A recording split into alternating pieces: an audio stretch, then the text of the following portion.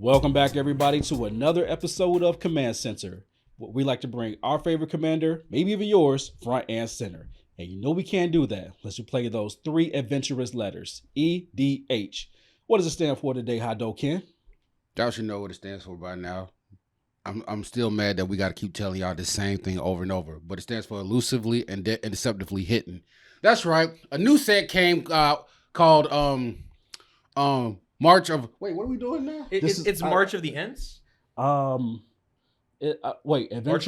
Adventurous Legend. Oh, Lord of the Rings. That's right. That's right. A Journey to Middle Earth. We Kamigawa Revenge of the Orcs. There we go. From the Universes Beyond tour. Yeah. And basically, we was looking at this set and we saw some pretty disturbing things. But before we go down this trail, we need to give a shout out to one of our patrons. That's right. We always want to shout out one of our patrons when they join the Mana Squad. And today, who are we shouting out, Derek? We are shouting out the beautiful Jack Lunt. Thank you so much for showing love to the Mana Squad and your favorite commander, who is Lagrella the Magpie. And I'm convinced that you picked this as your favorite commander, so we would have to attempt to read this on camera and figure out what it's doing. So when it ETBs, and I'm going to look at this and read this because y'all, this is going to be a group effort. Exile any number of other target creatures controlled by different players until Lagrella leaves the battlefield. And then whenever an exile card enters the battlefield under your control, put 2+1/+1 counters on it. That whole line of text about other target creatures controlled by different players, literally read like 10 times. Still not entirely sure I understand it, but you know what this means, Jack? It means you're smarter than we are, or at least smarter than I am, so good for you on that. I'm sorry. I fell asleep. There was a book on that card. I couldn't take it. But I like it. It's doing blinky stuff. You get to exile some of your opponent's creatures temporarily, maybe do some political stuff. And your stuff come back in bigger. So. And Lagrella is just a great name. Except for the Magpie part. Still the Magpie is got some stuff, but Lagrella makes up for it. But either way, Jack, appreciate you showing us some love. Thank you for showing us some support. Really do appreciate it. Thank you, Jack, for contributing to the Mana Squad and believing in what we do, even though we think you might be crazy for doing so. Anyway, so a lot of stuff been going on with this set. There's Nazguls, the ring is touching you. It's a lot of stuff going on. And as we was going through this, a lot of stuff got lost in the sauce. And there's some pretty serious sleepers going on. Yeah, you got Gandalf the Broke and Gandalf the Poor and Gandalf the Green, Blue, and White. And you got Sauron, Salmon, all these people out here. But when we looked at these cards and took an in-depth look, we was like, wait a minute. Some of these are some bangers out here that's going to really sneak up on you. Like that fart that you thought was a fart, but ain't. We'll talk about that later. Anyway, well, we're going to go through this list and give you some of these sleepers that need to be in your commander decks right now because some of y'all ain't seeing it and it's going to come right for you. Yeah, we're going to make sure to pick lesser known cards. So it won't be the famous villains like Sauron the Double Dipper or like whatever other famous characters there are. We're gonna get into like the lesser known beauties in the set. Everybody wants to talk about the mythics in this set, and we don't want to do that. Like, of course you're gonna play Megatron and Shredder, but we don't need to talk about them right now. We're gonna talk about the key members that hold this deck together. So who wants to start off first? So I'm gonna do something different this time. Normally I go first, Derek goes second. Sometimes we trick him into thinking that he's going first. So we're gonna do the same thing today. And Ken, you're going first. Okay. So I was so ready. One day, my pick, and this one is a little bit hefty, but I chose this for the flavor, and it's Boromir, Warden of the Towers. Boromir is not mythic. No, he's rare. He was a very influential and standout character in the story, right? You didn't even know who he was before we shot this. I didn't. I'm sorry. you thought it was a pasta dish. I was like, can you get some cheese or some Boromir? I was like, I guess if you want to, bro. Is that Thor's brother? Yeah, you live your life how you want to. I see him in Avengers. No. Thor's brother is clearly Clark Kent. So, like I was saying, Boromir, Warden of the Towers. First of all, he has Vigilante. That's right. He likes to fight people in the streets. And then whenever an opponent casts a spell, if no mana was cast that spell, you counter it. You have a counter in white. On top of that, you can sack him and you give all your creatures indestructible and the ring tempts you. We don't care about the ring part. You can actually take a marker, scrap that out on the card. We don't even care about the ring tempting you. I'm gonna be 1,000%. But the reason I chose this card is 1, protection for board wipes. 2, counter big spell. People who love the cascade, forget you. Forget you. You're a person that likes to cascade. That's You not- cascaded more than anyone I've ever seen. Personally, I like to cascade. Do as I say, not as I do. All right. Shut up. Don't listen. Just do what I tell you. Anyway, all those Cascade degenerate players out there. I give you the middle finger, but I don't want to get banned. Yeah, this is similar to Lavinia, Mm-hmm. the Renegade. So she was doing this in blue white, but now you can do this in just mono white. Just mono white. You don't need to put the blue in there. You don't got to be a degenerate blue player. But on top of this, it's also a flavor win. Because I don't know if you guys know, Boromir dying, that the fact that he get to sacrifice himself, that's a flavor win for the set, but also for the actor who dies. This is Sean Bean, right? Sean Bean dies in everything he does. Except Jupiter Ascending, which he should have died. Well, the movie killed itself. And you want to tell you how bad it is? I saw an IHOP commercial and he died eating pancakes. Like, that's how bad it is. Can we stop killing this man? Who wants to go next? I'm going to go next. Jesus. Okay, I got to come back from that. Because that was true. Probably going to play Jesus too and die. You were spitting facts. You were spitting facts right there. All right.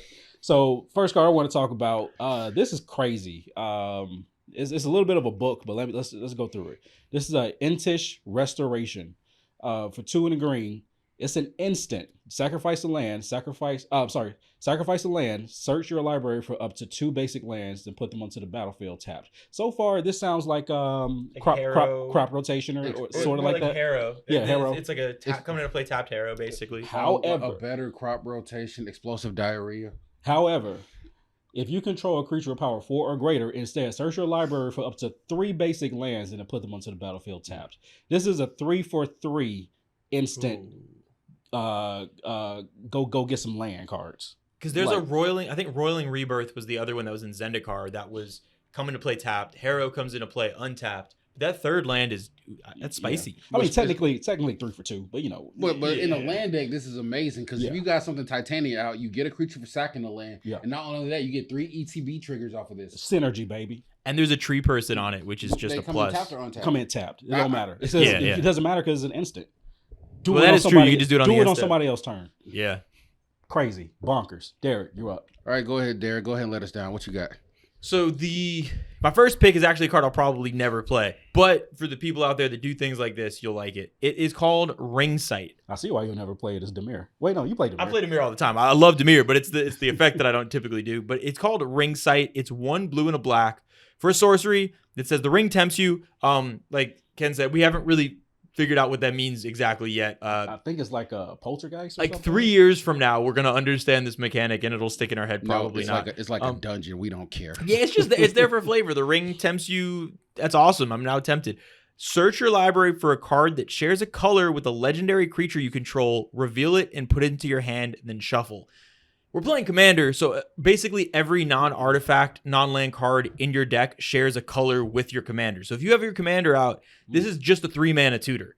Sure. So for all the people out there that want to play like the Grim Tutors and all that, and they're so expensive, a lot of time like Diabolic Tutor was a budget option, which is 4 mana. This is a 3-mana tutor, so if you're playing that like weird jank deck or something where you want to tutor for really weird specific cards but don't want to spend money to tutor, this is probably just going to be like a 25-cent tutor that in Commander will get you most of the cards you want anyway. And if you care about the ring touching you, bam, you get that too. So that sounds awful. Okay, it's a card.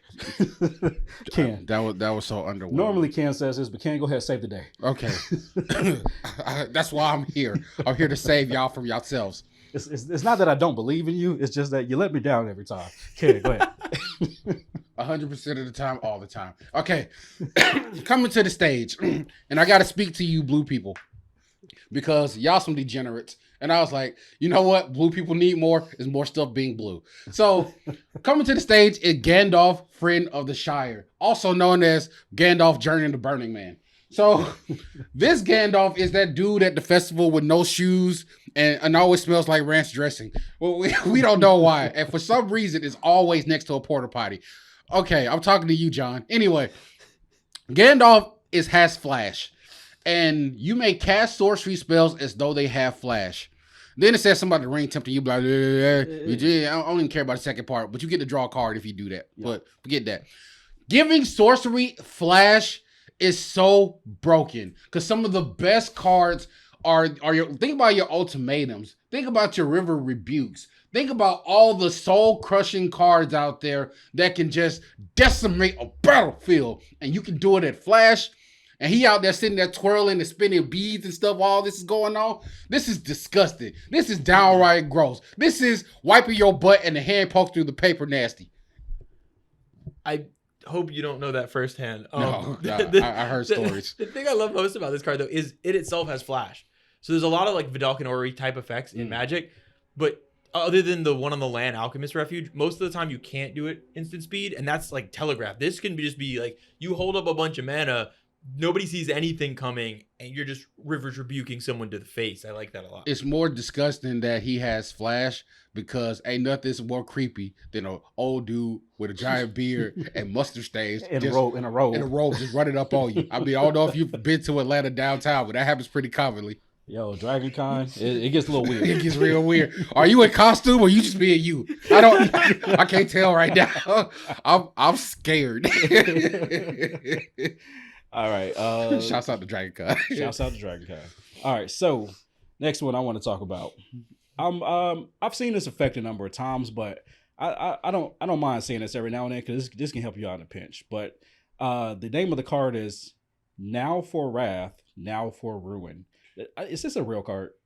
Is there like a acorn or something on it? It sounds like I think you got to sing it when you say it. Now for Wrath, Now for Ruin. It sounds like a Kendrick Lamar bar, and it has an exclamation point at the end of it. So they really mean it. All right, so for 3 and a white, this is a sorcery. You can put a 1/1 counter on each creature you control, and they gain Vigilante until the end of the turn. And then the ring tempts you or something like that. Shadow people. I don't know. But given the squad +1/+1 and Vigilante, just swing in with reckless abandon and don't worry about the consequences because your boys are staying untapped. Especially if you have like green creatures that are big and bulky. Like if you play this in the Selesnya leaning deck, that'll be nasty. Especially if they got big booties because you can just block on the next turn. Exactly, because they backing up more than they bringing, baby. Exactly. Was it the Ints that are the tree people? Yes. ENT? ENT? All I know is that they took forever to walk to that castle. They did. The movie started, and then 3 hours later, they would just get to the mailbox. I was like, how does Sauron not see y'all coming? Y'all giant walking sticks. And then they were surprised when they got set on fire. You know what? I'm going to let this go. Let it go. All right, go ahead. You walk to a volcano, and you're made of sticks. I got to let this go. All right, go ahead, Derek. Are you good? Not really. No. Right. This movie irks the hell out of me. So speaking of fire, my next pick is going to be Cast into the Fire. This card, this is one that I will be playing a lot. Cast in the Fire is 1 red for an instant. You get to choose one. You either deal 1 damage to each of up to 2 target creatures, or you can exile target artifact. It reminds me a lot of a Braid, which is the one where you can deal 3 damage or you can destroy an artifact. But the fact that it says exile an artifact, I love these like 2 mana red spells that you get an option. Some let you like loot and then deal damage, or loot and destroy an artifact, and all these different things. Because early game, these are wonderful. If you draw this onto, you can blow up someone's like little mana dork of some sort, or up to 2 mana dorks. Or in the case of, there's so many cards now that have some sort of indestructible, whether it's the One Ring, which I'm sure we're going to be seeing a ton of. The ability to exile an artifact on this is just insane. Like, this is the type of card where you always want some in red, some of these types of effects in the deck, whether it's on a Braid or this. No, you're right. Okay, yeah, or Cathartic Pyres. They're just all just so good. I cannot stop running these. And yeah, this one's going to make, because of that exile, is going to make it over some of the other ones because it's just so versatile. Yeah, we don't really see much exile in red, do we? Unless, like, No. Of course we see it, the creatures, once you kill it, it exiles. But I don't think of many exile artifacts in red. No, but just straight up exile an artifact. Yeah, exile artifacts. It's mostly destroy artifacts. Yeah. You'll see that. There's I only can't really think of too many. I know there's only one, and it's an instant too, so that's pretty awesome. But one thing I would like for this card is an altar of somebody cooking bacon with no shirt on. No. I need to see somebody. I need to see somebody like walking up to a pot, like a hot pot of grease With grease and try to drop one fry in. No, drop that fish in there and run. You want me to tell you the fastest person in the world? It ain't Usain Bolt. No, it's a person dropping fish in grease. All right, Ken, is it your turn? Oh, yeah. I come here to save you all. The world will look Question up. mark. The world will look up and shout, "Save us!" And I will look down and whisper, "Who are you? Where are my pads? Whose house is this? Why do I smell bananas? What planet I'm on?" Why am I sticky? What's burning?" All right, what you got? So my next pick, I haven't heard anybody talking about this person. And when I read it, I had to go, hold up, wait a minute. What's going on here? It's Lobelia Sackville Baggins. Well, the name is... I know. The name sounds disgusting. That's the part... Who named this card? When I heard the name, I was like, okay, I know I read that wrong. I gotta see the spelling of this. She's a Baggins? Yeah, she bags it, all right. Apparently, Baggins is Sackville. Apparently by the Sackville. So when I read the card, I was like, okay, that's gross. But then I actually looked at it. 1, Flash. 2, Menace. Okay. But when she enters the battlefield, you exile target creature card that card from an opponent's graveyard that was put there from the battlefield this turn. Okay. Then create X treasure tokens where X is that exile creature's power. See, I was riding with the card for a minute, and then you told me that you can create treasure tokens based on the power of the bodies. So somebody wipes the board, and you just let it happen, and they knock off some giant creature on some 15-15, some 10-10, some giant creatures. Like, okay, oopsie. I just created a bunch of treasures. That is, and I haven't heard anybody talking about this card. This is gross. Because nobody wants to say her name. That's why nobody's talking exactly. about it. I know. You might get we might get canceled just saying the name.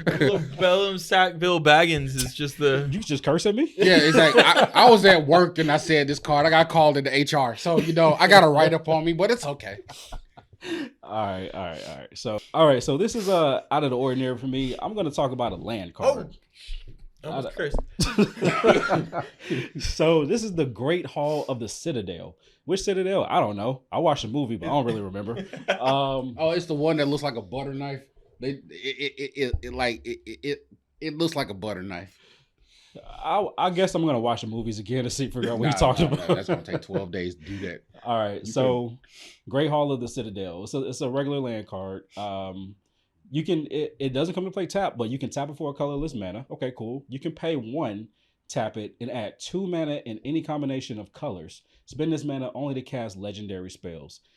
Mana fixing to cast your commander in a land that does not come to play tapped. And that's a common? This is a common.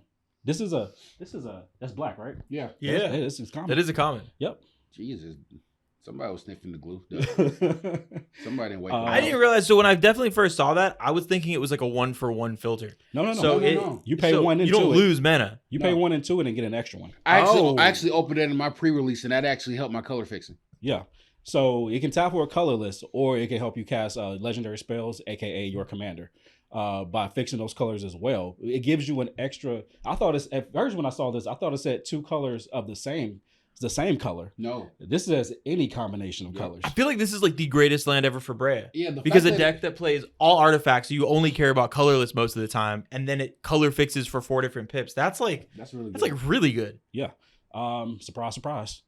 So I'm gonna go back and watch this Lord of the Rings movie, all 9 hours of it, just to figure out. No, sir, you're wrong. We're talking about The Hobbit too. Oh yeah, you got like 12 movies to watch. You're talking about the extended versions. Then you also got the Amazon Prime movies. Then you got the one. Okay. Just be careful not to download the Sackville Baggins edition, because that might this is gonna get weird. Or watch that one by yourself. Yeah, that's for. So at the end of the day, private viewing. Yeah, at the end of the day, I'm gonna try to figure out where the Citadel is, because I don't really remember it, but whatever. Neither here, neither there. But Derek, go ahead, take us to the next one. I can't get over how good that card is. That is for as someone who I don't play many colored commanders, but if I was ever in a 4-color deck, that's like so comforting to have. Even just a 3-color deck. Yeah. Okay. So my next pick is going to be one I stole from Ken, but I'm gonna pretend like I'm the one who takes credit. I'm the captain now. It is Stone of Eric. What? Or Erek. That's right. Wait, which one is it? It's Stone of Is it Stone of Erek? Eric? Erech. I don't know, man. Stone of Derek. I'm gonna just call it that. It's my stone. Stone of D. The stone. It's the stone. This is getting worse. Let's get off the name real quick. I got the Stone of D. It's a 1-mana artifact. Okay. And it's a legendary artifact. So, spoiler alert in Commander, when you get your second copy out, you're going to have some problems. The first text is already good. For 1 mana, if a creature an opponent controls would die, exile it instead. Beautiful. By itself, that is already a beautiful hate card because it's only for your opponents. It's stopping death triggers. It's like offensive for 1. Yeah, yeah, like an offensive type. But of there's already enchantment that does this. It's a white. Is it more than 1? Actually, no. Is it? Is it No, 1 or like 2? Rest in peace. No. Rest in peace. Well, That's 2? that's for all cards, I think. Yeah, So this is specifically for creatures. That's way better. Yeah, it's better. But for 1 mana on an artifact that can go in any deck, most of the time, if someone's trying to like do some combo-y graveyard stuff, usually it involves a creature. Yes. Like creatures are going to be the main culprits of that. So right by itself is good. But there's more text on here. And it says for 2 mana and tap it, sacrifice Stone of the D, exile target player's graveyard and draw a card. This card is silly. So Soul Guide Lantern, I think previously was my favorite one of these effects where it enters, you exile one thing, and then you can sack it. This is just incredible because you have the ability to just shut down graveyards. And then if creatures aren't the issue, you can just straight up sack it, draw a card, exile an entire player's graveyard. But what makes it even better is it's recurable in graveyard decks. It doesn't exile itself. Well, and it doesn't exile your graveyard. And not just that, it's because most of the time when you get like your Soul Guide Lanterns, people try to force you to use it. Right. But this is a threat on its own because it's like you got to deal with it no matter what you do because, okay, you let it stay on the board. Yeah. And you just, every creature card, every sack trigger that you got exile. And this is like what you're going to do. And it's 1 mana. Well, the thing is, yeah, if you run if it's especially in artifact decks, it can go in, what makes it so good is any deck can use this and it's great. But if you have synergy, so stuff like Scrap Trawlers or any of those types of things that just bring artifacts back, the Junk Divers of the world. Cauldron Familiar. Glissa. Yeah, you could basically just permanently shut down graveyards unless someone else has perfectly timed graveyard hate for you. So actually, this may not work with Glissa because the creature has to die. Oh, true. That's a good point. So case in point, when Derek plays his Scarab God deck again, this is going to be front and center because I'm going to sideboard it in every deck. Yeah, shout out any Scarab God players. Do not play this card. That is literally the worst deck in the world for it because all of your opponent's creatures are going to exile right away. But outside of the Buggy Man, yeah, this is a card that I think is going to make the cut over Soul Guide Lantern in a lot of my decks. It's incredible. I think this is one of the most, like, for Commander, one of the best cards in the set because it can just consistently do work. It also outbeats Tormund's Crypt. I know Tormund's Crypt is 0, but this actually has I'd rather pay the 1 mana and use this. Yeah, the rare thing. So the one thing with a lot of these effects is typically you hold it up and you have to wait and you're like, I never know when to use it. If I use it now and I get rid of their graveyard, are they just going to refill it up and combo off on me and that type of stuff? And a lot of times you basically have to hold it up for the combo turn to make sure you exile it right on time. The static effect on this thing is what makes it so powerful, is that you can wait for that turn while still actively making a difference in the game. And that's the biggest difference between this and the other version. So yeah, it's super powerful. Now, if you see any of these cards that I mentioned, I don't know about them, and you want to get them for your decks, please look at our affiliate link at the bottom, TCG Player. Help out yourself, your local LGS, and us at the same time. By the way, while we all trying to sit here and play fresh, you know we're going to look fresh. And how are we going to do that? We're going to wear that meat thrill from Into the AM because... I thought you were going to say meat suit, and I was like, I didn't know where this was going. It's almost like turns yourself into a meat suit. But anyway, that nice and fresh mithril from Into the AM helps you shine in the day or night because in space, they can't hear you scream, but what can? They can see your drip. Especially that glow from all that mithril from Earth. It's you so spicy, the ring can't even touch you. Also, you know, make sure you tell people about us, to tell a friend. To tell a friend. To tell an enemy that we coming for you. Coming for everything. And before we head out, you know, and say our goodbyes for today, we like to give a shout out to everybody who watches us and also remind you that Mirkwood bats is a problem. It is a whole damn problem. I've been trying to tell people this for the longest. You take damage when you create a token and you lose one, and then it's not even legendary. Wizards, what were y'all smoking? It's like spicy food. It hurts you on the way in and the way out. It burns even worse because there's a little more chile. Anyway, thank you guys for paying attention to us. Like and subscribe. But until next time. And what is this whole temp thing? The ring touches you. Peace.